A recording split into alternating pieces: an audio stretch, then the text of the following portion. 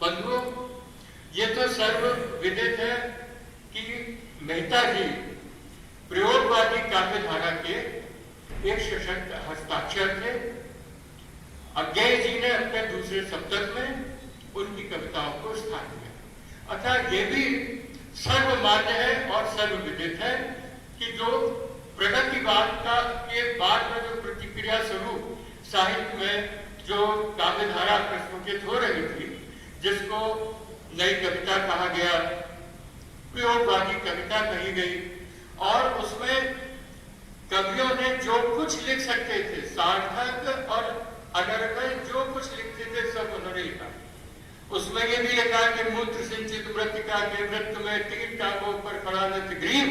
धैर्य धन गधा, या और के ढल गया है और मैं भी ढल गया हूं, लेकिन नीम और हल्दी से वासित मेरी पत्नी अभी जिंदा है, उसके पेट में एक नई जिंदगी है, मेरा कोट फटा है, उसने ही सिला है। तो इस तरह की कविताएं जब लोगों ने आलोचना की तो होगा हम तो प्रयोगवादी कवि हैं, प्रयोग करने में सफलता असफलता है। तो इस प्रयोगवादी काव्य धारा में हमारे ही इस क्षेत्र के नरेश मेहता जी इसमें आए और उन्होंने एक अपनी सशक्त पहचान इस प्रयोगवादी काव्य धारा में नई कविता के क्षेत्र में उन्होंने बनाई। इसमें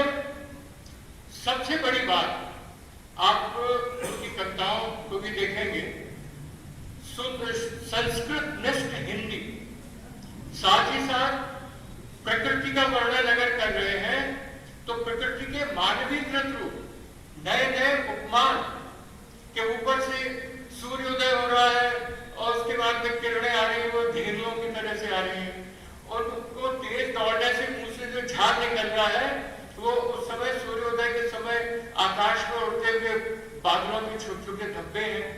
हैं। इसी तरह से अनेक उनकी रचनाओं में प्रकृति को उन्होंने बहुत सुंदर रूप में, और सबसे बड़ी बात जैसा कि नई कविता में उन्होंने कहा, नई कविता के सिद्धांतों में यही था कि हम पुरानी आस्था में विश्वास नहीं रखते,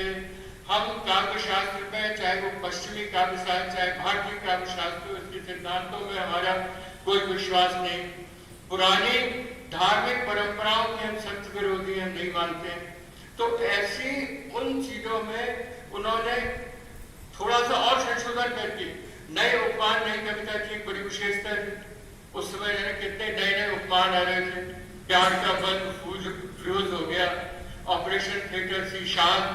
यानी नए नए उपमान लिए जा रहे थे। तो इनके इसमें भी उन्होंने प्रकृति वर्णन और प्रकृति से जुड़े उपमान। सबसे बड़ा योगदान, मैं बुंदेलखंड क्षेत्र का हूं और राम काव्य परंपरा में वाल्मीकि से लेकर के गोस्वामी तुलसीदास, उसके बाद केशव दास, तदुपरांत मैथिली शरण गुप्त, और उसके बाद उसी काव्य परंपरा को बढ़ाते हुए हमारे कवि सूर्यकांत त्रिपाठी जी निराला, और उसी राम काव्य परंपरा में नरेश मेहता जी ने एक और पुष्प हमको समर्पित किया, जो था खंड काव्य संशय की एक रात। परंतु जैसा नई कविता का सिद्धांत था कि हमको उन प्राचीन कथानक को, पौराणिक उल्लेख तो लेना, पर हमने अलग तरह से उन्होंने राम को परंपरागत राम के रूप में ना चित्रित करके एक आज के नागरिक द्वंद्ववादी, द्वंद्व में जीने वाले एक नागरिक के रूप में आत्मिक उसमें उन्होंने चित्रित किया। संशय की एक रात में सबसे बड़ी बात जो उन्होंने कहा, एक जो आज की भी ज्वलंत समस्या है, द्वितीय विश्व युद्ध से आज तक अरब, यूक्रेन और रूस का युद्ध, इजराइल फिलिस्तीन का युद्ध, और अपने हमने जो 3 युद्ध झेले, चाइना वार, पाकिस्तान 1965,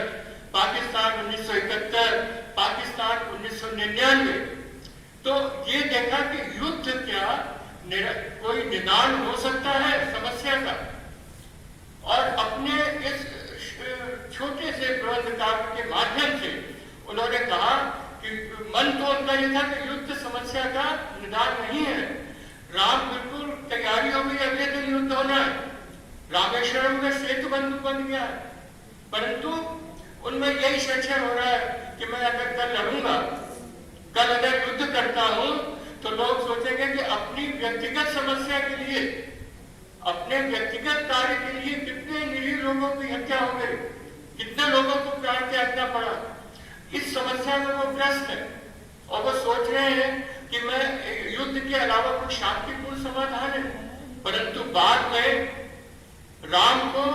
नतमस्तक होना पड़ता है प्रजातंत्र के निर्णय से। उनकी जो युद्ध परिषद होती है